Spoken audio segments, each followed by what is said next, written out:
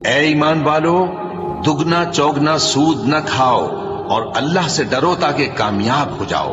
اور دوزخ کی آگ سے بچو جو کافروں کے لیے تیار کی گئی ہے، اور اللہ اور اس کے رسول کی اطاعت کرو تاکہ تم پر رحمت کی جائے،